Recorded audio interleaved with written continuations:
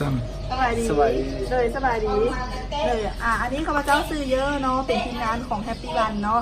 เมื่อนี้เรามีโอกาสได้มาสัมภาษณ์อีกเคสหนึ่งก็คือทางน้องเพื่อนเป็นพญาแล้วมากินแฮปปี้วันตัวนี้ละอากาศคือดีขึ้นเนาะเดี๋ยวเมื่อนี้เขามาพูดจักกันน้องก่อนแนะนำเต๋เนี่ยซื้อแนวแดดมาแต่ใส่นี่คือนวลขาวนวลแก้วทญาเนาะอยู่เมืองปากแดงแขวงอุดมไซเนาะอยู่บ้านสุขไซเนาะตัวเองมีเรื่องสุขภาพแต่ว่ามีโรคประจำตัวเนาะ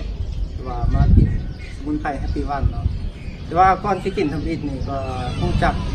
ทางหมู่เนาะแนะนำให้กินหลายคนว่ากินดีว่าตัวเองก็ยังบ่เชื่อเนาะแล้วก็ตัวเองเดี๋ยวเขาถามก่อนเนาะหลักๆก็คือเป็นพญาเนี่ยเป็นพญาฤทธิ์สีดวงเป็นฤทธิ์สีดวงทวารหรือว่าทางไหนทวารเนาะเป็นฤทธิ์สีดวงโอเคเลยเริ่มกินอะไรมามูแนะนำหมดเลยเลยมูแนะนำมูแนะนำเนาะคือกินนี่อาการเป็นอะไรตอนแรกๆก่อนที่ว่าจะมากินมีอาการเป็นอะไรทำอิฐนี่ไปห้องน้ำถ่ายยาก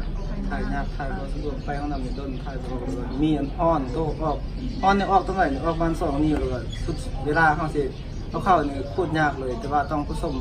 แฟบบอหรือว่าสบู่ต้องเอามือเน้นเข้าตลอดเวลาไปห้องน้ำเวลาเขาไปนั่งบนอื่นมันก็เจ็บก้นตลอดทรมานเนาะทรมานเลือดนี่ย่อยแล้วเคยไปรักษาอยู่ห้องหมอหรือว่าเคยไปปวดทางอื่นมาก่อนบอกกันจะมาเจอแฮปปี้วันเคยแต่ว่าบ่ได้ไปห้องหมอใหญ่ๆแต่ว่าไปคลินิกเป็นอย่างก็ไปตลอดเพียงแต่ว่าแบบมันบ่ดีนะเพียงแต่ว่าเป็นแล้วก็กลับมาคืนดีเป็นมาคืนเนาะแล้วหลังจากที่มาพูดจะแฮปปี้บันแล้วมากินแฮปปี้บันนะกินมาจากเม็ดหรือว่าจากแทนหรือว่าจากกล่องรู้สึกว่าอาการเริ่มดีขึ้นทำอิฐก็เอามากินกล่องนึงก่อนหน่อยแต่ว่ากินแพงที่1นี่ก็ยังเจ็บอยู่แต่ว่าเมื่อแพงที่2แต่ว่าเห็นผลอยู่แต่ว่าทายบ่ออกเลือดแต่ว่าเริ่มทายบ่ออกเลือดเริ่มทายบ่ออกเลือดโอเคเนาะโดยแล้วตอนนี้กินมาปัจจุบันนี้ได้จักเดือนกินแต่ส่วนเดือน6เนาะแต่ว่าเดือน6เดือน7ตอนนี้เดือนเท่าไหร่ละเดือน12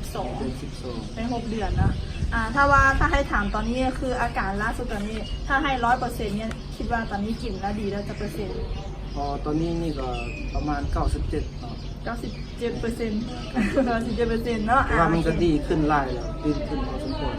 ดีขึ้นพอสมควรอยู่เนาะโอเคก็มีแต่อยากฝากให้คนที่กับเจ้าเป็ดเนาะหรือว่าคนที่กับเจ้าติดตามเขาเบิ่งเขาว่าเอาไปรักษามีเคสแต่ดีที่ดีแน่เนาะอยากฝากให้ทางผู้ชมที่ทางบ้านเบิ่งเนี่ย